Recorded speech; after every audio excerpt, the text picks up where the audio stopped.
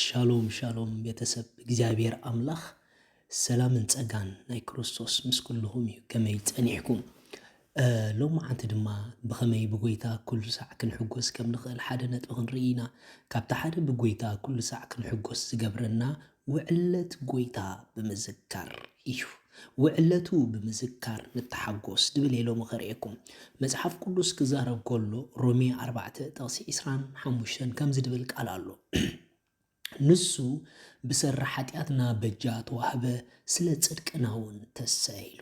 ሪኦም ብሩኻት ጎይታ ስሌና ዝኾኖ ምዃን ንሕና ብናሓልፎ ናይ ህይወት ጎደና ኣይቅየርን እዩ ጎይታ ስሌና ዝተበጀዎ በጃ ዝኾኖ ጎይታ ስለ ጽድቅና ዝተንስኦ እዚ ሓቂ እዚ ውዕለት እዚ ሰናይነቱ ንሕና ብናሓልፎ ጎደና ናይ ህይወት ኣይቅየርን እዩ ኣብ ኩሉ እናሓልፎ ጎደናታት ናይ ህይወት እወ ንሱ ንዓና ተበጂልና እዩ ወላ ብዘይጥዑም ጎደና ሕለፉ ወላ ብመከራ ሕለፉ ወላ ብፈተና ሕለፉ ወላ ብዙሕ ነገራት የጋጥምኩም ኣብዚ ኩሉ ደጋጠመኩም ነገር ግን ደይቅየር ሓቂ ሓደ ኣሎ ዝተፈጸመ ውዕለት ናይ ክርስቶስ ፍጻመ ውዕለት ናይ ክርስቶስ ኣብ መስቀል ስሌኹም ዘክርዎ ኣብ መስቀል ንናይ ዘለዓለም ንኢንተርናል ላይፍ ዝኸፈሎ ዋጋ ንዕኡ ንሕሰቦ ስሌና ዝኾነ ምዃን ንሕሰቦ ስሌና ዝሰተየ ጽዋዕ ንሕሰቦ ስለ ጽድቅና ድማ ብምትስኡ ንሕሰብ ነዚ ውዕለት እዚ ብምሕሳብሲ ካብ ምግራም ወፃኢ ክንነብር ኣይንኽእልን ኢና ነዚ ውዕለት እዚ ብዝሓሰብኩሞ ውሽጥኹም ብሓጎስ ክመልእ ናይ ግድን እዩ ሓደ ሰብ መፂ ጽቡቕ ነገር ዘገርም ነገር እንድሕር ገይሩልኩም እንታይ ትገብሩ ትሕጎሱ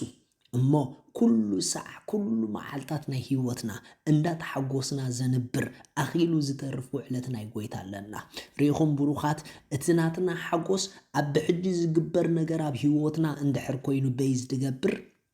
ኩሉ ሳዕ ብክርስቶስ ክንሕጎስ ኣይንኽእልን ኢና ጎይታ እዚ እንተጌርካለይ ንዓኻ ከምዚ ጎይታ እዚ እንተጌርካለይ ንዓኻ ከምዚ ንብል እንድሕር ኮይና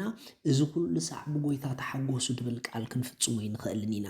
ንጎይታ እንተተጌርካለይ ድበሃል ኣምላኽ ኣይኮነን ስለ ዝገበርካለይ ዝበሃል ኣምላኽ እዩ ንሱ ሞይቱልኪ እዩ ንሱ ሞይቱልካ እዩ ዕዳኻ ኣበሳኻ ስቓይካ ኣብ መስቀል ቀራንዮስ ወሲዱልካ እዩ ኣብ መስቀል ሲዒሩልካ እዩ ንሓይሊ ሞት ሲዒሩልካ እዩ ስለ ጽድቅኻ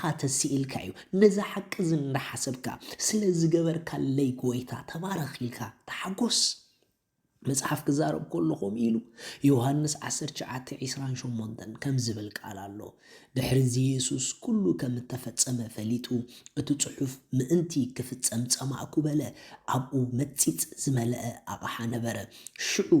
መጺጽ ዝመልአ ሰፍነግ ኣብ ዘንጊ ስምዕዛ ጌሮም ኣብ ኣፉ ኣቕረቡሉ ኢየሱስ ከኣነ እቲ መጺጽ ዝመልአ ምስተዓመ ተፈጸመ በለ ርእሱ ድማ ኣድነነ ነፍሱ እውን ወፀት ሪኢኹም ጎይታ ነቲ ናይ መጨረሻ ጽዋዕ ሰቲልኪ እዩ ጎይታ ነቲ ናይ መጨረሻ ቃንዛ ሓሊፉልኪ እዩ ክርስቶስ ኩሉ ፈጺሙልኪ እዩ ስለቲ ኩሉ ንሱ ዝፈጸሞ ንስቓይክ መወዳእታ ዝገበረሉ ንፍርዲ መወዳእታ ዝገበረሉ ካብ ናይ ዘለዓለም ህይወት ንምምላጥኪ መወዳእታ ዝገበረሉ ነዚ እንዳሓሰብክ ብጎይታ ባህ ይበልኪ እዚ ብዚ ምድሪ ንነብረኮ ጉዕዞ ጊዜያዊ ኣይብሩኻት ዘለዓለማዊ ጉዕዞ ብክርስቶስ ግን ኣብ ፍጻመ ዝበጽሐ ጉዕዞ ኣለና ተፈጸመ ዝተባሃለሉ ጉዕዞ ኣለና ካብዚ ተበገሱ ካብዚ ጀምሩ ሽዑ ካብ ምሕጓስ ወጻኢ ካልእ ምርጫ ኣይክህልወኩምን እዩ መጽሓፍ ቅዱስ ክዛረብ ከሎ ከምዚ ኢሉ ተዛሪቡሎ ኣብ ትንቢት ኢሳይያስ 53:5 ንሱ ግና ብሰሪ ገበና ቆሰለ ብሰሪ ኣበሳና ድማ ተኸትከተ ንሕና ሰላም ምእንቲ ክንረክብ መቕጻዕቲ ናብኡ ወረደ ንሕና እውን ብስምብራቱ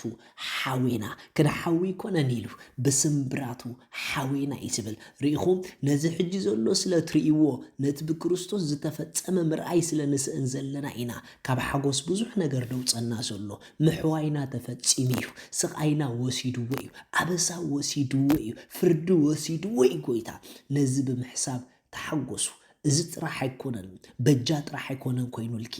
ንናይ ዘለዓለም ህይወት ውሉድ ኣምላኽ ንምዃን ጽድቂ ኣምላኽ ንምዃን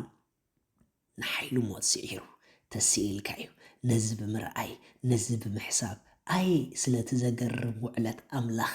ባህ ይበልኩ ብሩኻት ሻሎም